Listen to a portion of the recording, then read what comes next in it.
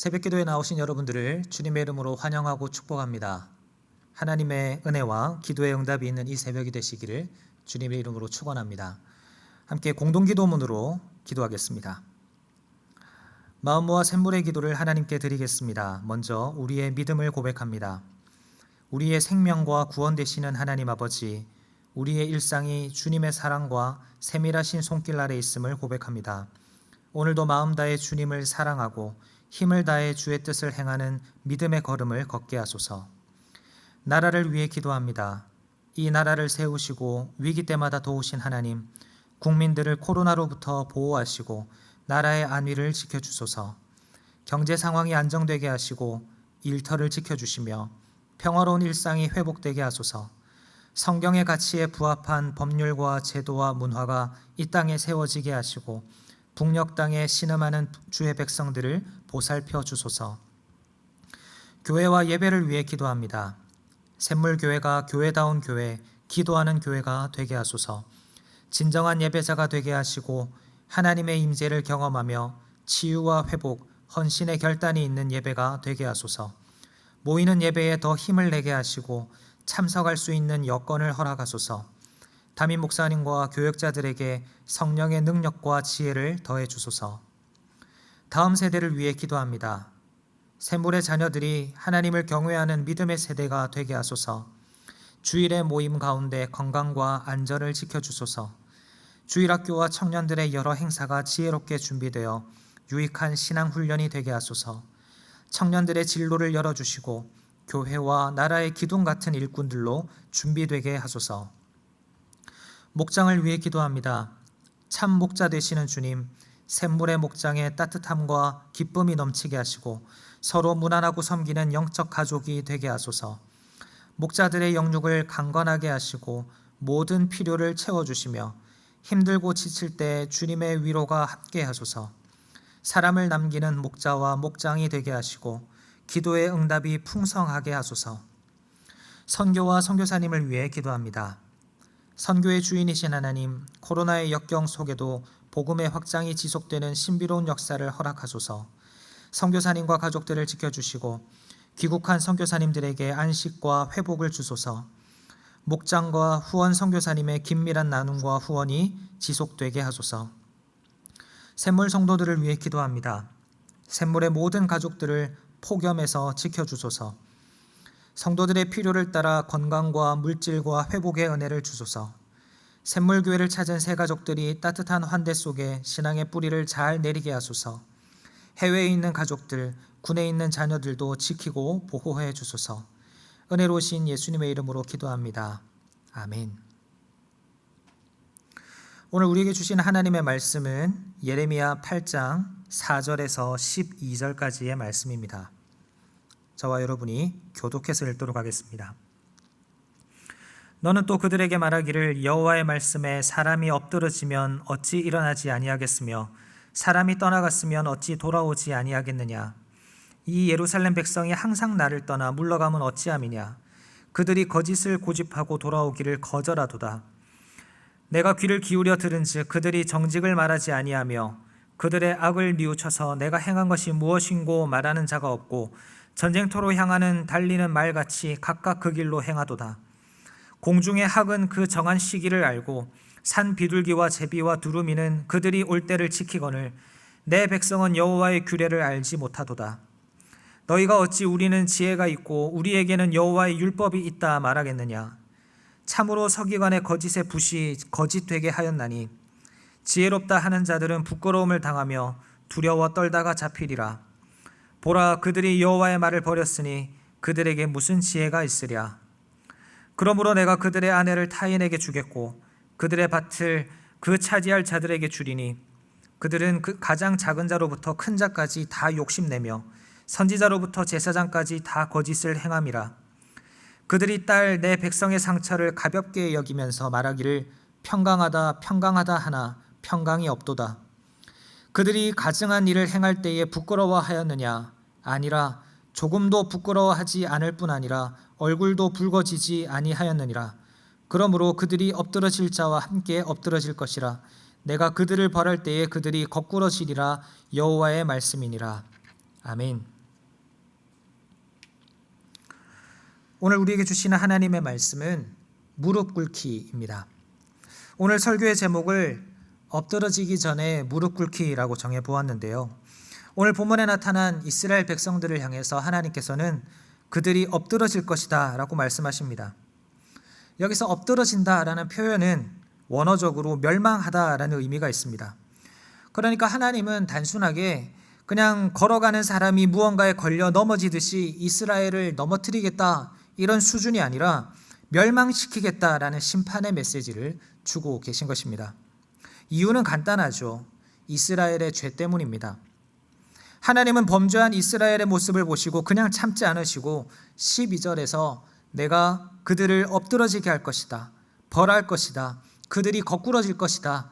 이렇게 말씀하고 계십니다. 그렇다면 오늘 본문 속에서 하나님께서 지적하고 계시는 이스라엘의 죄는 무엇일까요? 오늘 본문에는 세 가지의 잘못된 이스라엘의 삶의 태도가 나타나는데요. 잘못된 삶의 태도로 인해서 그들은 더욱 죄 가운데 빠질 수밖에 없었고 결국 하나님의 심판의 메시지를 들을 수밖에 없었던 것입니다. 그렇다면 이스라엘의 백성들이 보여주었던 잘못된 삶의 태도는 어떤 것들이었을까요? 첫째는 무관심입니다. 4절 말씀을 보면 사람이 마땅히 넘어지면 일어나야 하고 떠났으면 돌아와야 하는데 왜 이스라엘은 범죄하였지만 하나님께 회개하고 돌아오지 않는가? 이 문제를 지적하고 있습니다. 5절에서 하나님은 오히려 이스라엘이 거짓을 고집하고 돌아오기를 거절하면서 항상 나를 떠나 멀어지려고만 한다고 안타까워하십니다. 정직을 말하지도 않고 악을 뉘우치는 자도 없습니다. 새들도 하나님이 세우신 자연 법칙에 순종하는데 하물며 하나님께서 택하신 백성 이스라엘은 왜 순종하지 않는가? 하나님의 이 안타까움이 느껴지시나요? 왜 이스라엘은 회개하지 않을까요? 왜 하나님을 떠나려고만 할까요? 왜 뉘우치지 않을까요? 그것은 무관심하기 때문입니다. 하나님의 마음, 하나님의 뜻이 무엇인지 알려고 하지 않습니다. 차라리 내 마음대로 행하면서 오로지 나의 유익에만 관심이 있습니다. 하나님의 뜻대로 살지 않아도 지금 내 모습을 보면 잘 사는 것 같거든요. 예배에 한 주, 두 주 빠져도 아무런 문제가 없는 것 같거든요. 말씀 읽지 않고 기도하지 않아도 달라지는 것이 아무것도 없는 것 같거든요. 그러니까 어떻게 삽니까? 그냥 자기 편한 대로 삽니다. 점점 하나님의 뜻에는 관심이 없어지고 오직 자기 중심적인 생각으로 사는 겁니다. 그러니까 하나님께서 이렇게 지적하시는 거죠. 6절 하반절에 전쟁터로 향하여 달리는 말 같다. 돌격 신호가 떨어진과 동시에 죽는 줄도 모르고 전쟁터 속으로 쏜살같이 달려드는 그런 말의 모습을 상상해 보십시오. 그냥 무작정 계속 그 길로 달려가면 죽는 줄도 모른 채 그냥 달려가기만 합니다. 하나님께 무관심한 자들이 바로 그런 모습이라는 겁니다. 하나님의 뜻과는 상관없이 자기 뜻대로만 사는 것, 그것이 지금 본문에 나타난 이스라엘의 잘못된 삶의 태도였습니다. 또 이스라엘이 보여준 잘못된 삶의 태도가 무엇입니까? 둘째로 무지함입니다. 무지는 알려고 노력하지 않는 게으른 삶의 태도에서부터 시작됩니다. 8절부터 12절까지 보면 종교 지도자들의 거짓을 고발하십니다. 서기관과 선지자와 제사장들, 이런 모든 종교 지도자들이 공통적으로 뭐라고 말하고 있냐면 8절에 보면 우리에게 지혜가 있고 우리에게는 여호와의 율법이 있다라고 말합니다. 그런데 하나님은 9절에서 여호와의 말을 버린 그들에게 무슨 지혜가 있느냐 이렇게 물으십니다. 하나님께서 이렇게 말씀하시는 이유는 8절에 보면 서기관들은 하나님의 말씀을 자기적으로 해석하거나 그 의미를 왜곡시켜서 거짓된 말씀을 전했고 10절에 보면 선지자로부터 제사장까지 거짓을 행함으로 하나님의 말씀에 불순종했고 11절에 보면 하나님의 뜻과는 상관없는 거짓된 평화, 헛된 위로를 선포함으로 이스라엘 백성들, 더 나아가서 하나님을 기만했기 때문입니다. 종교 지도자들은 자신들이 하나님의 뜻을 안다고 말합니다. 그러나 그들의 삶을 놓고 보았을 때 그들은 하나님의 뜻을 전혀 알지 못했습니다. 율법책, 율법이 적힌 두루마리는 그들이 가지고 있었을지 몰라도 그들은 하나님의 뜻에 대해서는 전혀 무지했습니다. 더구나 예레미야를 통해서 선포되었던 그 심판의 말씀을 들었음에도 불구하고 백성들을 향해서 오히려 평안을 선포하고 재앙을 피하려 하지 않았다는 점에서 그들은 어리석었고 무지했습니다. 그런데 더 문제는 그들이 알려고 노력하지 않았다라는 사실입니다. 하나님의 뜻을 알려면 하나님을 가까이 해야 하는데 그런 노력이 전혀 없었다라는 거죠. 그런 잘못된 삶의 태도가 이스라엘 종교 지도자들의 무지함으로 이어진 것입니다. 마지막으로 이스라엘이 보여준 잘못된 삶의 태도는 무감각입니다. 마지막 12절을 보면 종교 지도자들이 가증한 일을 행할 때 조금도 부끄러워하지 않을 뿐 아니라 얼굴도 붉어지지 않았다라고 말씀합니다. 죄를 지을 때 부끄러워하지 않았다, 이것이 무슨 의미겠습니까? 죄에 대하여 이미 무감각해졌다라는 겁니다. 죄를 죄로 여기지 않는 거죠. 그러다 보니까 그 죄가 자신의 삶에 당연한 것이 되어버렸고 그 죄가 어느새 자신의 삶에 깊이 잠식해버렸음을 알 수 있습니다. 앞서 말씀드린 무관심과 무지함이 반복되다 보니까 죄를 지어도 수치심을 느끼지 못할 정도로 그들의 마음이 굳어져 버린 것입니다. 우리가 주일마다 로마서 말씀을 묵상하고 있습니다만 예수님을 믿고 구원받은 사람은 무감각해집니다. 무엇에 대하여 무감각해지냐면 죄에 대하여 무감각해집니다. 이것을 죄에 대하여 죽는다라고 표현하는데요. 로마서 6장을 보면 우리는 죄에 대하여는 죽은 자고 그리스도 예수 안에서 하나님께 대하여는 산 자다, 이렇게 말씀합니다. 그 이유가 예수님을 믿고 변화된 인생, 성도는 더 이상 세상의 가치관대로 살지 않고 죄를 죄로 여기면서 육체를 따라 살기를 스스로 포기하기 때문입니다.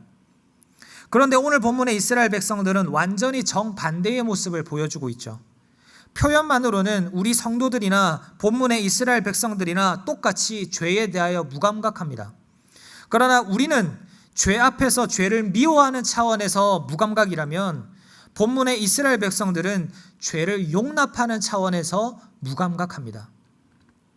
그러니 하나님께서 어찌 이 모습을 그냥 보실 수가 있으시겠습니까? 이러한 잘못된 신앙 태도, 무관심, 무지함, 무감각으로 인해서 하나님은 이스라엘을 멸망시키실 것이라고 말씀하십니다. 우리도 마찬가지입니다. 우리도 이스라엘과 같이 하나님에 대하여 무관심하고 하나님의 말씀을 알려고 노력하지 않는 무지함에 빠져 있고 죄를 지어도 부끄러워하지 않는 무감각한 상태에 빠져 있다면 하나님의 심판을 피할 수 없을 것입니다. 그렇다면 우리는 어떻게 해야 할까요? 처음에 말씀드린 것처럼 우리는 엎드러지기 전에 무릎을 꿇어야 합니다. 무관심, 무지함, 무감각한 삶의 태도를 버리고 무릎 꿇는 삶의 태도를 가져야 합니다. 무릎을 꿇는다는 것은 두 가지 의미가 있습니다. 하나는 기도의 무릎입니다. 하나님께 관심을 가지고 하나님의 뜻을 알고자 하는 자는 기도합니다. 하나님께 더 가까이 나아가고자 하는 자, 하나님과 더 친밀하고자 하는 자는 기도합니다. 무관심과 무지함을 벗어버리기 위해서 우리는 이렇게 기도의 무릎을 회복해야 합니다. 또한 무릎을 꿇는다는 것은 겸손의 의미가 있습니다. 하나님을 향한 무관심과 무지함은 교만의 죄로 이어집니다. 나 자신만을 생각하고 나 자신과 하나님을 동등하게 여기는 교만은 우리의 마음을 점차 무감각하게 만듭니다. 그러지 않기 위해서 우리는 하나님 앞에 겸손히 무릎을 꿇을 수 있어야 합니다. 내 뜻이 아닌 하나님의 뜻을 구하겠다는 겸손이 우리에게 필요합니다. 사랑하는 성도님 여러분, 우리의 삶의 태도는 어떠해야 하겠습니까? 저는 사실 한 사람의 목회자로서 코로나 사태로 인해 찾아온 예배의 변화가 우리 성도들의 삶의 변화로 이어질까 염려되기도 합니다. 모이지 못하는 현실 때문에, 여전히 남아있는 불안과 걱정 때문에 우리의 신앙에, 우리의 삶에 잘못된 영향을 미치지는 않을까 염려가 됩니다. 우리 샘물 성도님들은 그러지 않으시겠지만 혹여나 하나님에 대해서, 우리의 신앙과 믿음에 대해서, 예배에 대해서 이스라엘 백성들처럼 무관심하고 무지하고 무감각해지는 일이 생기지는 않을까 염려되는 부분이 있습니다. 이것이 저 개인의 염려로 그치기를 간절히 바랍니다만 우리는 이러한 잘못된 삶의 태도에 과감히 맞서야 합니다. 하나님은 이러한 잘못된 삶의 태도로 살아가는 이스라엘을 엎드러뜨리겠다라고 말씀하셨습니다. 우리는 그러기 전에, 엎드러지기 전에 먼저 하나님 앞에서 무릎을 꿇는 자가 되기를 바랍니다. 겸손하게 기도하는 삶을 회복하기를 바랍니다.